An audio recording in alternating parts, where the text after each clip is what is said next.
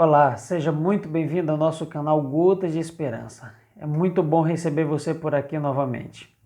Antes de mais nada, eu gostaria de pedir a você que, caso você ainda não seja inscrito, se inscreva no canal, ative o sininho de notificação para você ser informado sempre que produzirmos um novo conteúdo e compartilhe o link desse vídeo com o maior número possível dos seus amigos para que essa mensagem de esperança ela possa chegar também a muitas pessoas.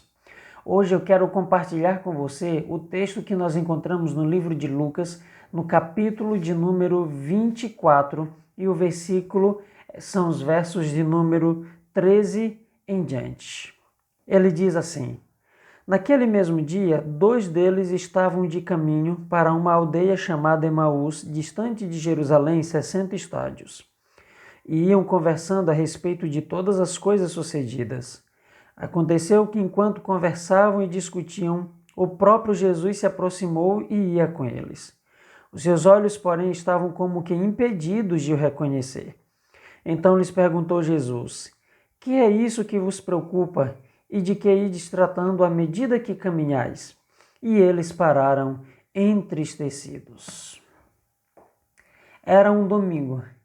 A morte de Jesus havia acontecido na sexta-feira, e agora eles estavam no dia que seria o dia da sua ressurreição.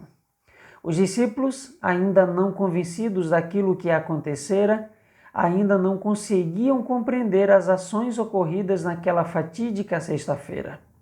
Seu mestre havia morrido, e juntamente com ele as esperanças que os discípulos tinham, a menos que um milagre viesse a acontecer. E parece de fato ter sido isso que aconteceu. A ida de 2 discípulos na direção da aldeia de Emaús, ela demonstra que o fato da tristeza pela morte de Jesus havia cegado a tal ponto os discípulos que eles começavam a retornar às suas antigas atividades e à sua antiga maneira de viver. Aqueles discípulos estavam completamente tomados pela dor. E a pergunta que Jesus faz a eles evoca deles uma reflexão e ao mesmo tempo lhes provoca ainda mais sentimento de tristeza. Que é que vos preocupa? Foi a pergunta de Jesus. A Bíblia diz então que a resposta imediata dos discípulos é que eles param entristecidos. Há muitas lições que nós podemos tirar desse relato, mas eu quero compartilhar uma com você hoje. A dor, ela é capaz de cegar e embotar o entendimento e a razão.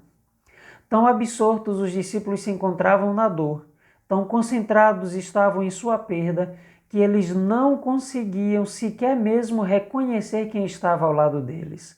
Era Jesus que estava falando com eles, mas a tristeza deles era tão profunda que eles não conseguiam reconhecer a face de seu mestre. A dor, ela tem a capacidade de embotar a razão. O excesso de sentimentalismo negativo tem a capacidade de nos fazer fugir da realidade. É a dor que muitas das vezes nos torna incapazes de ver a saída que está tão próxima e está tão diante de nós. Às vezes, algumas pessoas, pelo excesso de dor, acabam entrando em um processo profundo de depressão ou de melancolia, e muitos, numa tentativa de fugir dessa realidade tão dolorida, acabam cessando a própria existência. Não é que eles não amem a vida, mas é que eles não conseguem lidar com a dor que estão sentindo. Por isso que os nossos sentimentos precisam estar sob o controle da razão, e é por isso que a palavra de Deus precisa trazer esperança ao nosso coração. Seja o sentimento de nostalgia ou de alegria, seja de dor ou de felicidade, tudo precisa estar sob o controle de Deus. A dor pela morte de Jesus fez com que aqueles discípulos não reconhecessem o próprio Jesus que estava ao lado deles. Ei, o que é que te preocupa? Qual é a dor que você está sentindo? Coloque isso nas mãos de Deus. Não fique cego pela dor, não fique cego pelo desespero, não deixe que a depressão, não deixe que a melancolia se apodere da tua vida. Confie no Senhor. Ele sempre tem uma solução para todas as coisas difíceis da nossa vida. Ele sempre vai trazer a você a melhor solução. Ele sempre vai dar um caminho de escape, um meio de você solucionar e um meio de você reencontrar a paz e a esperança que tanto necessita. O caminho de Emaús é um caminho de tristeza, mas o caminho para o céu é um caminho de felicidade.